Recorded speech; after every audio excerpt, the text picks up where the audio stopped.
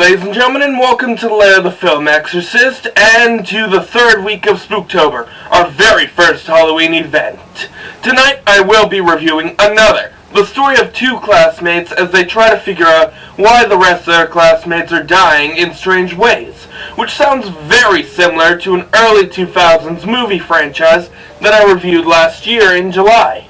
The crew consists of director Tsutomu Mizushima, the story was written by Ryo Higaki, music was created by Kao Otani, and it was created by PA Works, a very good studio.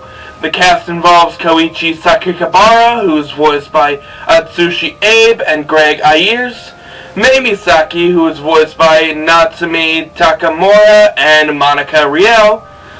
So let's get on to my opinion. Another is a terrifyingly okay horror anime with a lot of memorable deaths that many of you probably have already heard or know about. The series makes use of many horror tropes like the unaware ghost, the Rube Goldberg style deaths, and the curse that is caused by an unusual reason. The show mostly follows our two main characters as they try to figure out who the ghost is and save their classmates from dying, while throughout half the show, their classmates ignore them. First, I'd like to say that despite what most say, I love the creepy vibe that the first 3 episodes provide, especially the scenes in the doll museum where we first meet the owner, and we learn about May's eye, which later on makes the show more interesting and special. But I can also say that the show can get very slow, to the point that I myself will yell at the characters to finally explain what the hell is going on to the main protagonist and to the audience. I also love how creative the deaths are from a way too sharp umbrella. I mean, wow. And it's because they just work so well with the environments that each character is placed in, especially the elevator in the hospital. I mean, wow. Talk about dying in your workplace. But speaking of that, they also make my skin crawl whenever I see them, especially the moment when the teacher kills himself in front of the class.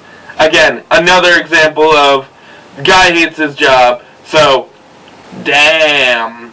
I'm also very fond of the librarian, Mr. Chibiki, who we meet in the library and throughout the rest of the series.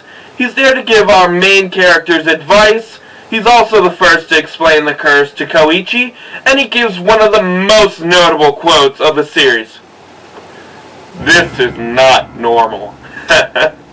Second, I find this show to be very clever when it comes to the title for each episode, which I didn't know until I researched it.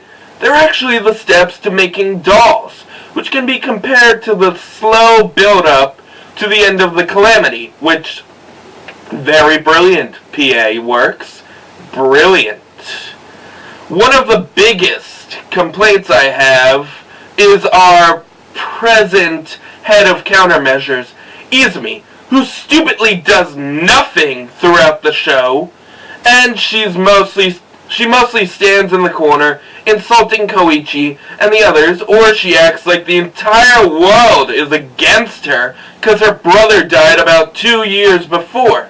And with this, they actually try to use this to get you to feel sorry for her. But for me, it doesn't work. You were terrible at your job. You were a terrible character. Deal with it. Now, thirdly, I don't like how a lot of the important details don't show up until later, like May's hidden power or why the curse exists. Now, what the creators didn't think about was that we need this information quickly. This makes it so we don't lose interest and they don't feel thrown in for no reason. Or when they are presented, they end up being underused or plain useless. Now, let's move on to my final verdict. With many characters we get to follow and the huge array of deaths, I'm happy to say that I'm giving this show a 6.5 out of 10, because wouldn't you give a 2012 version of Final Destination a high grade because of how good it is? I mean, I would. and I wish PA Works could have actually given us a sequel series, but that's about as likely as getting a second season to No Game No Life. Yeah, I know, it's sad, I feel sad about it, I didn't really care for the movie. I want to see a sequel series, or at least a season 2. Come on, guys! So next week I will be reviewing The Nightmare Before Christmas, which you guys voted for, and I honestly can't wait because it's one of my favorite Tim Burton movies. So we'll see you guys next week, and please next time, there's a curse, don't mess with it.